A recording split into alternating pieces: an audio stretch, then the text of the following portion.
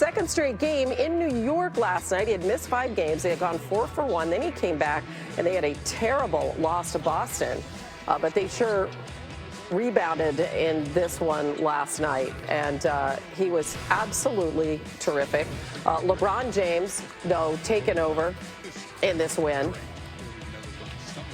James just asserting his will. And again, it was a terrible game on Monday night. So King James coming back, Anthony Davis back in the fold, 30 points in the first half. The rest of the Lakers had just 18.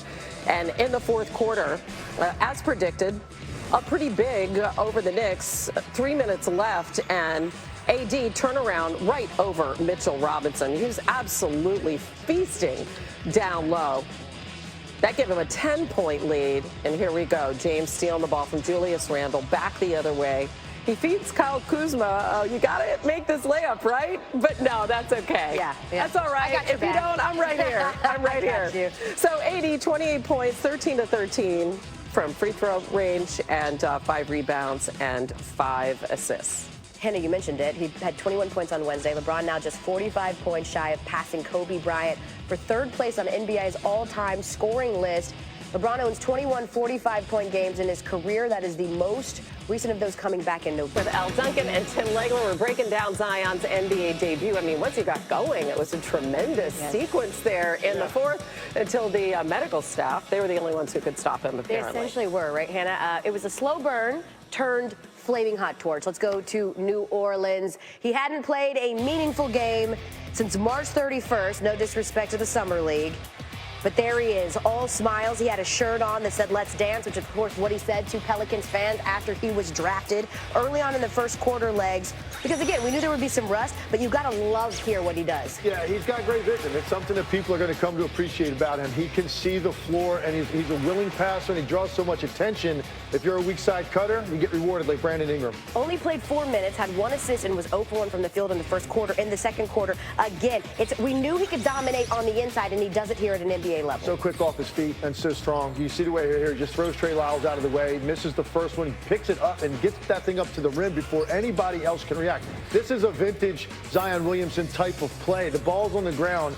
Watch how quickly he gets this thing from the ground to the rim. And 2 defenders around him, neither guy reacts, and he lays it in his first points. So Zion, through 3 quarters, only played 12 minutes, scored 5 points. Here's Alvin Gentry and how they get him involved in the fourth. In the limited minutes you've seen Zion on the floor, how would you assess how he's done? Oh, he's going to be fine. Right now, he's just playing so conservative. He won't play that way. I'm not worried about him. We'll get him where he needs to be.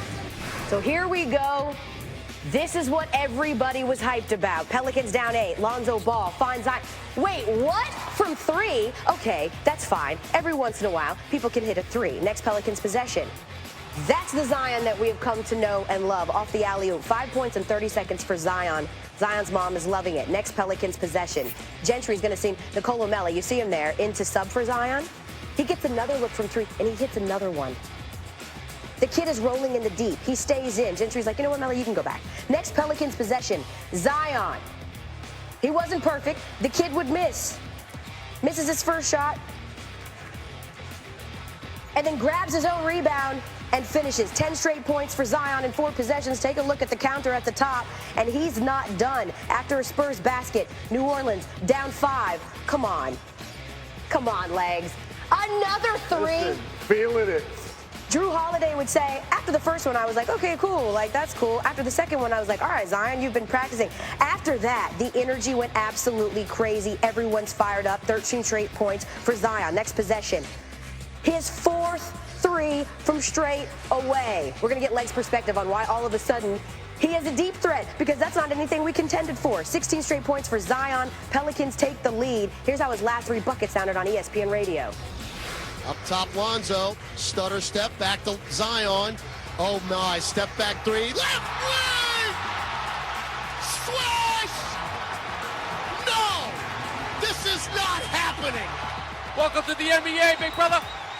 Oh, this is happening. Zion, 17 points in 3 minutes of a game. But, of course, he was on a minutes restriction. 15 to 20 is what they said. He played 18 minutes, so he would go to the bench with 5:23 to go, and the Spurs essentially would not look back. Zion would say, look, I'm 19. I'm not really thinking about longevity.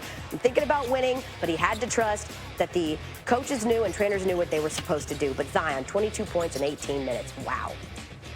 It was everything I dreamed of, except for the losing part.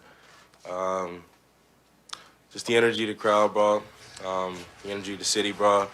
It was electric, and I'm just grateful that they did that. Pretty sure Sean wouldn't take Drew Brees out in that situation, okay? But I think we've got to be smart about it. I think he made his point, and I think he'll continue to get better, but we can't sacrifice his whole future for one short-term thing. I'm 19, honestly. In that moment, I'm not thinking about longevity. I'm thinking about winning that game. So it was very tough.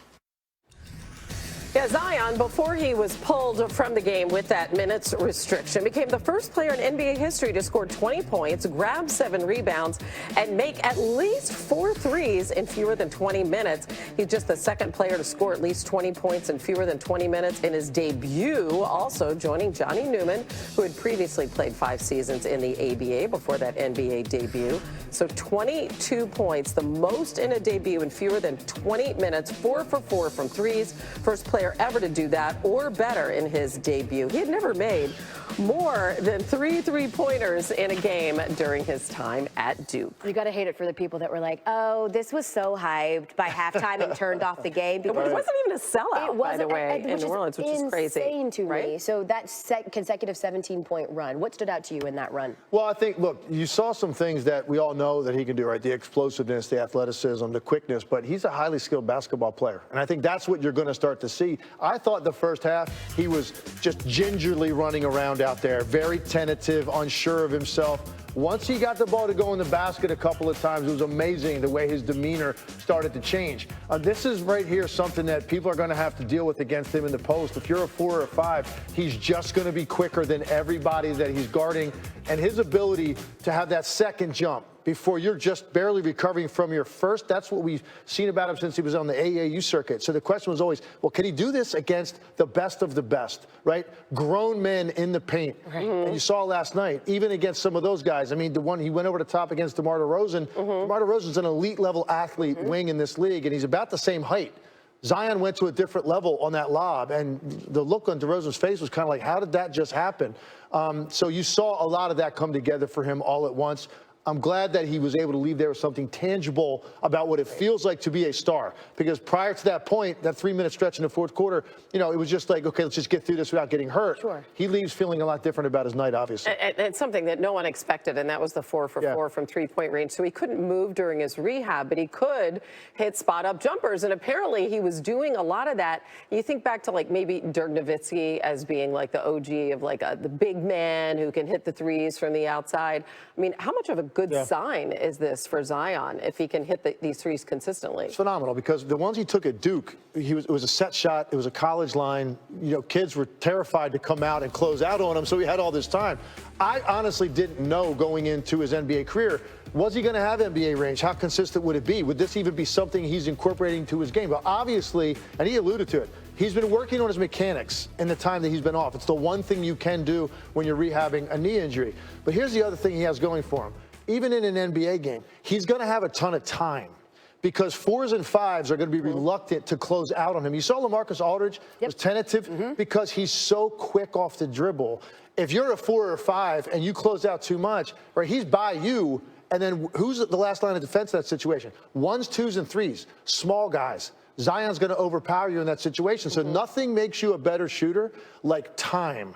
And Zion is always going to have time so he can selectively take the threes that he wants. And as a result, he might have some nights like this. But, I mean, who expected him to catch fire like that on a night when he really hadn't done much offensively? Yeah, it was so cool. And who expected after one game that Zion would have more career threes than Ben Simmons? Right? Like already. Absurd. It'll be fun. They host Denver tomorrow night, and they're back on ESPN. Boston comes to town on Sunday at 6 Eastern, so that'll that LeBron would be playing the same night that Zion made his debut, considering how great those guys were coming out of high school and to make their NBA debut to much anticipation. By the way, LeBron and the Lakers in New York taking on the Knicks. He'd averaged 28.4 points in his career at Madison Square Garden, third all-time behind Michael Jordan and Kobe Bryant. He came out like, yo, this ain't just scary. This is about to be legendary.